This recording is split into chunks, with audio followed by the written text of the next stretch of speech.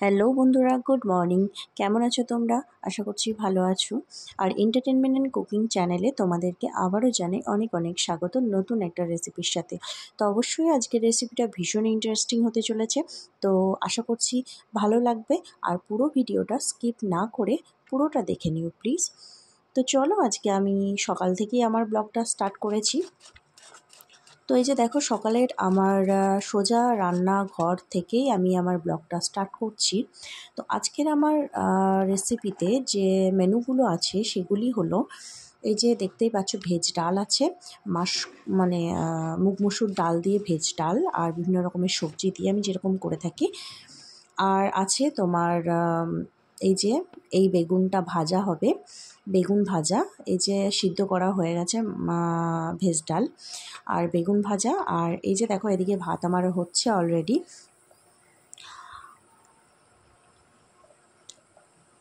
তো চলো, এই যে বেগুনটাকে আমি এভাবে 4 পিস করে কেটে নিচ্ছি। তো আমার আজকে যে ইন্টারেস্টিং ভিডিওটা সেটা হলো, ঘরে তোমরা এই শীতকালে কিভাবে খুব সহজেই গাওয়া ঘি বানিয়ে নেবে। ঘিয়ের প্রচণ্ড দাম বাজারে, আর সারা বছরই আমাদের টুকিটাকি ঘি লেগেই থাকে, মানে বিভিন্ন কাজে লাগে আমাদের ঘি। কোনো সময় বাচ্চাদের জন্য, তো কোনো সময় বড়দের জন্য। সব সময় হয়তো তরকারি দিয়ে ভাত খেতেও ভালো লাগে না, একটু ঘি আলু সিদ্ধ হলে গরম গরম ভাতে দারুণ লাগে। আর শীতকালে তো ঘিয়ের কোনো তুলনাই হয় না। গরম ভাতে ঘি তো সব থেকে বেশি বাঙালির প্রিয় খাবার, গরম ভাতে ঘি আর আলু সিদ্ধ। তো চলো, আমি আজকে না সেই রেসিপিটাই তোমাদের সাথে শেয়ার করব, যে ঘরে কিভাবে তোমরা খুব সহজেই গাওয়া ঘি বানিয়ে নিতে পারবে। তো দেখো, ওখানে আমার বেগুন ভাজার জন্য বেগুন ভাজা হলো, আর এদিকে দেখছো আমি এখানে ভেজ ডালটা করে নিচ্ছি।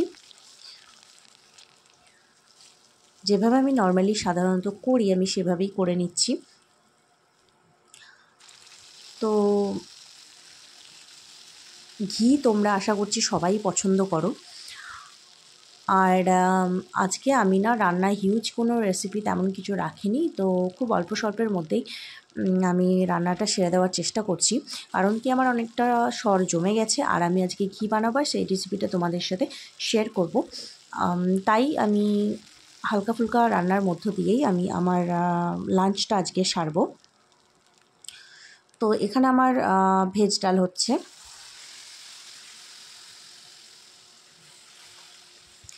আর বেগুনগুলো কেটে আমি নুন হলুদ মাখিয়ে রেখে দিয়েছিলাম। তারপরে দেখো, তেলটা গরম হয়ে যাওয়াটা আমি ঝটপট করে বেগুনগুলো এর মধ্যে ছেড়ে দিয়েছি। তারপরে এপিট ওপিট করে উল্টে পাল্টে ভালো করে বেগুনগুলো ভেজে নেব। গরম গরম ভাতে বেগুন ভাজা বা হচ্ছে রুটি দিয়ে শীতকালে তো বেশি ভালো লাগে খেতে। এমনিতেও বেগুন ভাজা আশা করছি সবারই প্রিয়। খুবই টেস্টি একটা খাবার, সিম্পল এবং খুবই টেস্টি একটা খাবার। তো আমি আমার কেটে রাখা সমস্ত বেগুনগুলো তেলের উপরে এভাবে দিয়ে দিয়েছিলাম। তারপরে আমি ঢাকা দিয়ে একটু রেখে বেগুনটাকে ঝটপট এপিট ওপিট করে ভেজে নিয়েছিলাম। এই বেগুনগুলো ভাজতে এমন একটা বেশি টাইম লাগে না, খুবই তাড়াতাড়ি সিদ্ধ হয়ে যায় বেগুনগুলো।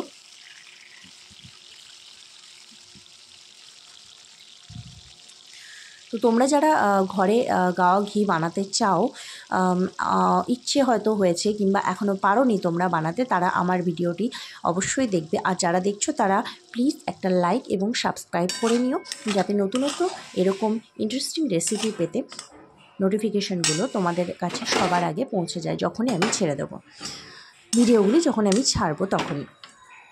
তো দেখো, এখানে আলু সিদ্ধ করে নিয়েছিলাম একটু, দিয়ে আলুটা মেখেও নিয়েছিলাম। তো বেগুন ভাজা, আলু মাখা আর একটু ভেজ ডাল, আর আমি একটু ডিম ভাজা নিয়েছিলাম।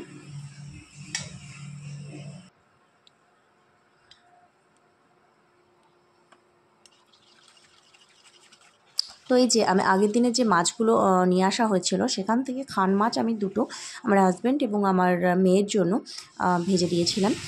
বললাম আজকে খুব হালকা ফুলকাভাবে সিম্পলভাবে আমি আমার লাঞ্চের মেনুটা রেখেছি, তার কারণেই এভাবে 2 পিস মাছ ভেজে নেওয়া। আমি যেহেতু ডিম ভাজা খাবো, তাই আমি মাছটা আমার জন্য দিইনি, ওদের জন্যই 2 পিস মাছ এপিট ওপিট করে ভেজে দিয়েছি ভালো করে। শীতকালে এমনিতেই একটু ভাজাভুজি খেতে ভালোই লাগে, সেটা মাছ ভাজা হোক, ডিম ভাজা হোক বা বেগুন ভাজা হোক না কেন।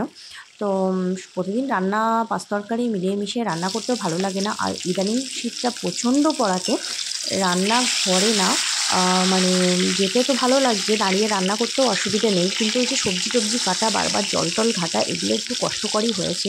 আশা করছি আমার মতো অনেকেরই হয়েছে একই অবস্থা। তবুও কিছু করার নেই, পেট তো আর তা মানবে না। তাই পেটকেও শান্তি রাখতে হবে এবং ঠান্ডা থেকেও দূরে থাকতে হবে। তার জন্য আমি আজকে এভাবেই রান্নাটা সেরেছি হালকার মধ্যে দিয়ে। তো দেখো মাছগুলো আমার এপিট ওপিট করে সুন্দর করে ভাজা হয়ে গেছে, তাই মাছগুলো তুলে নিয়েছি। এবার আমার নেক্সট রেসিপি হলো ডিম ভাজা। আমার জন্য হচ্ছে ডিম ভাজাটা শুধু, আর ওদের জন্য মাছ ভাজা। তো আমি যেভাবে ডিম ভাজাটা আজকে ঝটপটের মধ্যে করছি, লঙ্কা কুচি দিয়ে দিয়েছি, তারপরে একটু পেঁয়াজ কুচি দিয়ে দিয়েছি তেলের ওপরে। এটাকে একটু নেড়েচেড়ে নিয়ে না মানে ব্রাউন ব্রাউন কালার হয়ে আসছে, আর তখনই না ডিমটাকে ফাটিয়ে এই যে তেলের মধ্যে দিয়ে দিয়েছি। তারপরে দেখো কুসুমটা তো দাঁড়িয়ে গেছে, কিন্তু আমার এইভাবে কুসুমটা খেতে ভালো লাগে না, তাই কুসুমটাকে আমি একটু খুন্তি করে ফাটিয়ে দেব।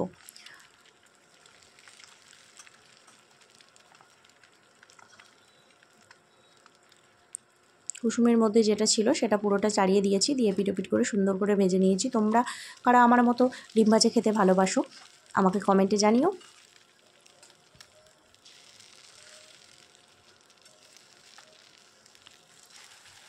তো এই যে ডিমটা আমার ভাজা হয়ে গেল এপিট ওপিট করে সুন্দর করে। তারপরে আমি আমার মেয়েকে খাইয়ে দিয়েছিলাম আর আমার হাজব্যান্ডকে খেতে দিয়ে দিয়েছিলাম। তো ওদের খাওয়া দাওয়া হয়ে যাওয়ার পরে আমি আমার জন্য খাবার বেড়ে নিয়েছিলাম। তো আমার আজকে লাঞ্চের মেনু তোমাদের সাথে শেয়ার করি। দেখো ভাত, ডিম ভাজা আর এই যে ভেজ ডালটা আমি ভাতের উপরে এভাবে নিয়ে নিয়েছি, দিয়ে মেখে মেখে খাচ্ছি, মেখে মেখে খাবো। আমি বাটিতে নিয়ে নিই, বাটিতে আমার ঠিক খেতে পছন্দ হয় না, আর ভাতের ওপরে নিয়ে নিলাম। আর তাছাড়াও তারা আছে, বললাম সমস্ত কাজবাজ সেরে সর যেগুলো তোলা ছিল সেটা ঘি তৈরি করব। তাই তো চলো খাওয়া দাওয়ার পরে আমি সোজা চলে এসেছি রান্নাঘরে। আর রান্নাঘরে এসে দেখো দুধটা জাল দিয়ে রেখেছিলাম, আর জাল দেওয়ার পরে দেখতেই পাচ্ছ কি সুন্দর মানে সরটা পড়েছে। তো এরকমভাবেই আমি সরটাকে দুধটা ফুটিয়ে নিয়ে ঠান্ডা করে সরটা এভাবে তুলে আমি পাশে রেখে দিই। আমি মোটামুটি 7 দিনের ঘি মানে সর জমিয়েছি ঘি বানানোর জন্য। তো আমি যেভাবে সরটা তুলে আমি সেটা তোমাদের সাথে প্রথমে শেয়ার করছি। তো এই যে সরটা তুলে নিলাম, এভাবে একই বাটিতে পরপর 7 দিনের সর আমি তুলে নিয়েছিলাম।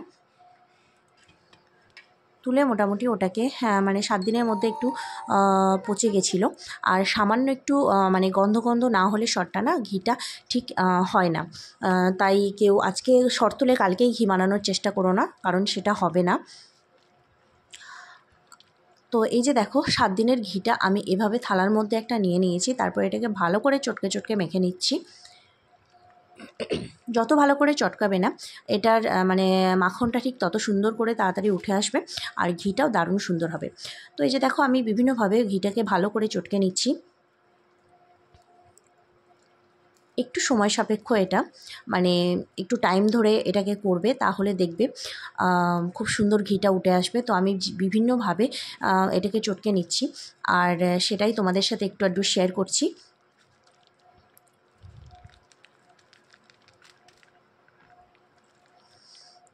তো ঘি আমরা হয়তো অনেকেই বানাতে চাই, কিন্তু ঠিক বানাতে পারি না, পছন্দ করি কিন্তু বানাতে পারি না। তো আজকে আমার রেসিপিটা দেখে তোমরা খুব সহজেই ঘি তৈরি করতে পারবে ঘরে, বাজারে কিনতে হবে না। বাজারে কেনা ঘিতেও তোমরা মানে ঠিক আসল সলিড ঘিটা তোমরা পাবে না, কিছু না কিছু মেশানো থাকে। বাজারে যা ভেজাল উঠে গেছে এখন সব কিছুতেই, তো ঘি বার বাদ যাবে কেন। কিন্তু তোমরা যদি ঘি সত্যিই খুব পছন্দ করে থাকো তাহলে এভাবে তো আশা করছি তোমরা মানে দুধ প্রতিদিনই নাও। তো সেই দুধ জাল দেওয়ার পরে যে সরটা তুলবে না সেটা না খেয়ে যদি এভাবে জমিয়ে জমিয়ে রাখো, তাহলে না ঘি তোমাদের ঘরের দারুণভাবে তৈরি হয়ে যাবে। তোমাদেরকে তাহলে আর দোকানের ভেজাল ঘি খেতে হবে না। দেখো এটাকে এবার গোল গোল করে আমি এটাকে চটকে নিচ্ছি, মেখে নিচ্ছি, যেমনভাবে বেসন ফেটানো হয় ঠিক সেভাবে।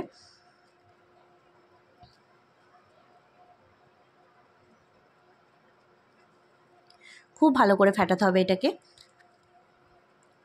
তোমরা ফেটাতে ফেটাতে এমনিই দেখতে পারবে না, ছানা ছানার মতো কেটে যাবে। তো এই যে দেখো আমার ফেটানো কমপ্লিট হয়ে গেছে। এবার দেখো জিনিসটা কি সুন্দর হয়েছে, জাস্ট মানে এমনই সুন্দর হবে যেটা তোমাদের কেকের মধ্যে যে ক্রিমটা পাও তোমরা ঠিক সেভাবে সুন্দর করে ব্যাটারটা ঠিক অতটাই মানে মসৃণ মোলায়েম হবে জিনিসটা। তো দেখো তারপর একটা বাটিতে না আমি একটু জল নিয়ে নিয়েছিলাম। ফেটানো কমপ্লিট হয়ে যাওয়ার পরে এভাবে তোমরা থালার মধ্যে জলটা ঢেলে দেবে যে থালাতে তোমরা ফেটিয়েছো। তারপরে আস্তে আস্তে না এই মাখনের মতো যেটা জমেছে সেটাকে এভাবে একটা জায়গায় ফিক্সড করে নেবে। দেখছো হাত থেকে ছেড়ে যাচ্ছে একদম সুন্দরভাবে জল পাওয়াতেই। তো এভাবে একটা জায়গায় মানে তোমরা এভাবে নিয়ে নেবে। আর এরকম একটা টিনের বাটি নিতে পারো বা তোমরা কড়াইও নিতে পারো, অসুবিধে নেই। তবে টিনের এই ধরনের কিছু জিনিস, কড়াই বা টিনের বাটি এরকম কিছু হলে তোমাদের ঘিটা বেশি সুন্দর জাল দেওয়া হবে। তারপরে দেখো সবটাকে এভাবে ছেঁকে তুলে ওই বাটিটার মধ্যে দিয়ে দিচ্ছি। এতটাই মোলায়েম হয়েছে না, মনে হচ্ছিলো হাত দিয়ে মানে জাস্ট চটকেই যায় শুধু, কিন্তু চটকালে হবে না, এটাকে ঘি বানাতে হবে। তো সবটা আমি এভাবে ছেঁকে ছেঁকে তুলে নিচ্ছি।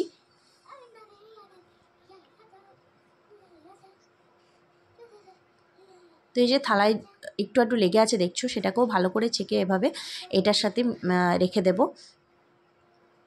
তো এই যে দেখো খুব সফট হয়েছে, দারুণ সুন্দর হয়েছে। এটা কোনো চ্যাটপেটে ভাবটাও থাকবে না। আসলে যদি তোমার মাখনটা ঠিকঠাক হয় তাহলে দেখবে কোনো চ্যাটপেটে ভাব হবে না। এই যে দেখছো আমি চারিদিকে ঘুরিয়ে ঘুরিয়ে দেখাচ্ছি তোমাদের, বাটিতে কোথাও কোনো লেগে যাওয়ার চান্স নেই।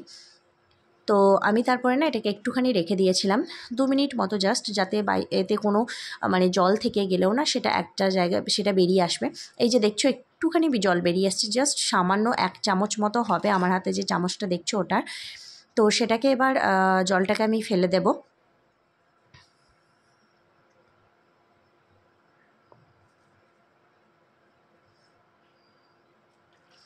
এই যে দেখো জলটাকে আমার ফেলে দেওয়া হয়ে গেছে, হাতে লেগেছে একটু। তো দেখো কতটা মোলায়েম হয়েছে, আমি কাছ থেকে দেখাচ্ছি তোমাদেরকে। তো চলো এবার আমি ঘি বানাবো। খুব সিম্পল বানাতে পারলে, আর আমার টিপসগুলো একটার পর একটা যদি তোমরা ফলো করো তাহলে দেখবে খুব সহজেই হয়ে যাচ্ছে, এমন কোনো ঝামেলার ব্যাপার নয়। তবে একটু সময় লাগবে, ব্যাস এটুকুই। তো গ্যাসটা দেখো আমি একদম লো ফ্লেমে রেখেছি। তোমরা অবশ্যই লো ফ্লেমে দিয়ে ঘিটাকে আস্তে আস্তে গড়ানোর চেষ্টা করবে, একবারে হাই ফ্লেমে করে দেবে না।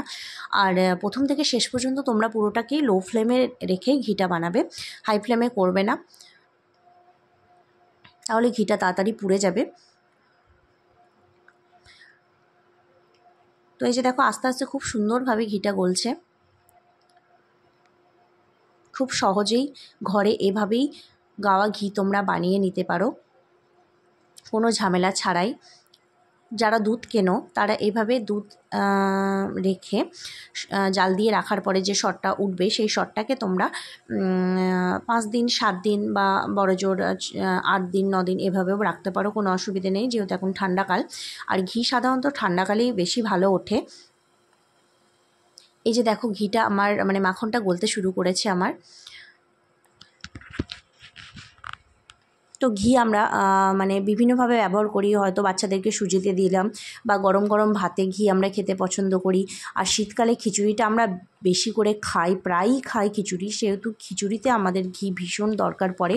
শীতকালে গরম গরম খিচুড়িতে ঘি দিলে না মানে তার টেস্টটাই যেন বেড়ে যায়, ডবল হয়ে যায় তার টেস্টটা। তো এই যে দেখো ঘি আমার হতে শুরু করে দিয়েছে।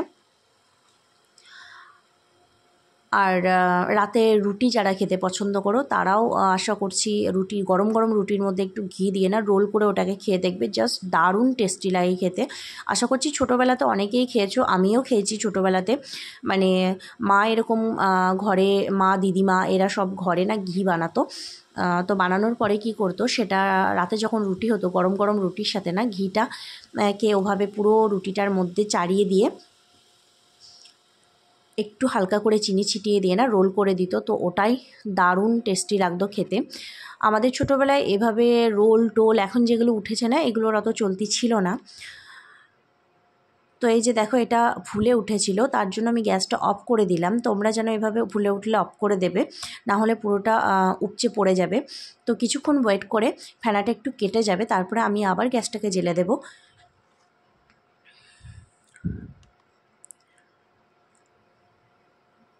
আর সারা বছরই আমাদের টুকিটাকি ঘি কখনো না কখনো প্রয়োজন হয়েই থাকে, কিন্তু পিওর ঘিটা আর কোথায় পাওয়া যায় বলো দোকানে কিনতে গেলে। যদি ঘরের তৈরি এভাবে ঘি থাকে তাহলে না মানে ব্যাপারটাই অন্য রকমের হয়। তো যাই হোক, আমি এভাবেই ঘিটা বানাই ঘরের মধ্যে প্রত্যেক বছর শীতকাল এলে। সারা বছরের জন্য এভাবে শীতকাল, পুরো শীতকালটা শর্ত তুলে এভাবে ঘিটা বানিয়ে রাখি, যাতে সারা বছর আমার মানে হয়ে যায় কাজ। আমি এভাবে বানাই, আর তাই তোমাদের সাথেও আমি পুরো রেসিপিটা, টিপসটা সব কিছুই আমি তোমাদের সাথে শেয়ার করছি। আশা করছি খুব ভালো লাগবে। ভালো লাগলে অবশ্যই লাইক, শেয়ার এবং সাবস্ক্রাইব করে দিও প্লিজ। তো এই যে দেখো, আমি চামচে করে একটু একটু নাড়তে থাকছি। এই যে ছানা ছানার মতো যেটা দেখছো, ওটা আস্তে আস্তে গলে যাবে।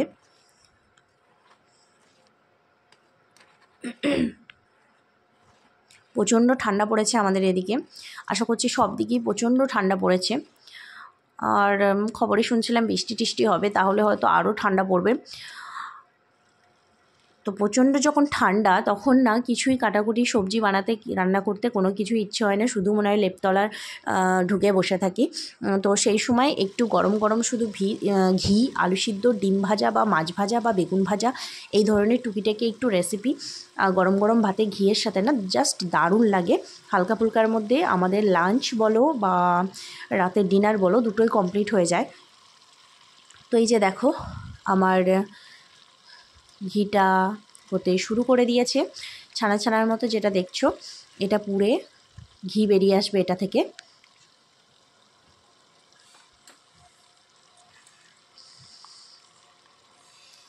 আর এই গরম গরম ঘি যখন জাল দেওয়া হয় না, তার যে গন্ধ, মানে কি বলবো, জাস্ট দারুণ সুগন্ধ একটা বেরোয়। সেটা মানে গন্ধটা নিলেই না পুরো মনে হয় মন পেট সবটাই ভরে গেছে। ঘিয়ের গন্ধ তো আমার প্রচণ্ড ভালো লাগে।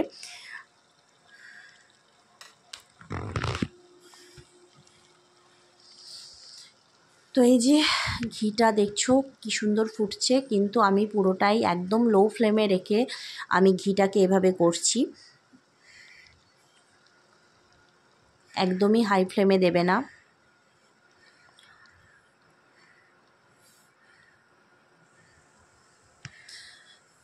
তো এই যে দেখো, একটু লালচে লালচে কালার চলে এসেছে, মানে ঘিটা আমার কমপ্লিট হয়ে গেছে।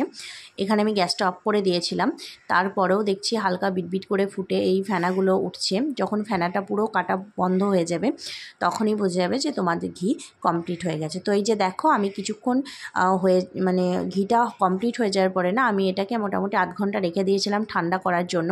তো ঠান্ডা করার পরে আমার ঘিটা ঠিক দেখতে এরকম হয়েছে। আর আমি একটা এখানে জ্যামের বোতল নিয়ে নিয়েছি 200 গ্রামের।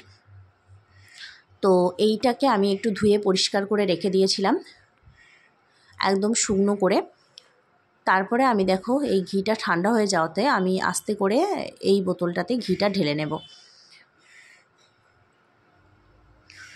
তো দেখো, আমার এক সপ্তাহের সর জমিয়ে যে ঘিটা হয়েছে, সেটা মোটামুটি অনেকটাই হয়েছে। তো আমার ঘি বানানো কমপ্লিট। তোমরা যদি ঘরে এভাবেই ঘি বানাতে চাও, তাহলে আমার ব্লগটা, ভিডিওটা তোমাদের জন্য খুবই হেল্পফুল হবে।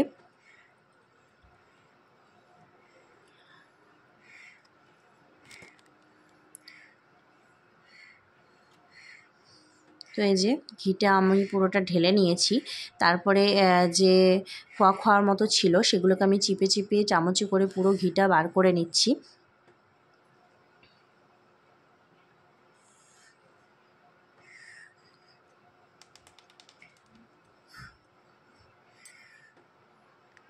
তো এই যে দেখো, এই খোয়াটা বেরিয়ে এসেছে আমার।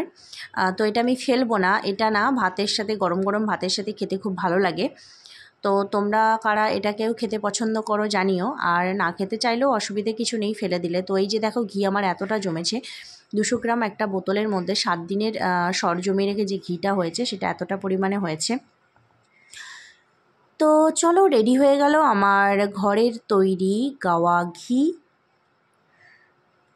রেসিপিটা ভালো লাগলে অবশ্যই লাইক, শেয়ার এবং সাবস্ক্রাইব করে দিও, নতুন নতুন আরও এরকম অনেক ইন্টারেস্টিং রেসিপি পাওয়ার জন্য।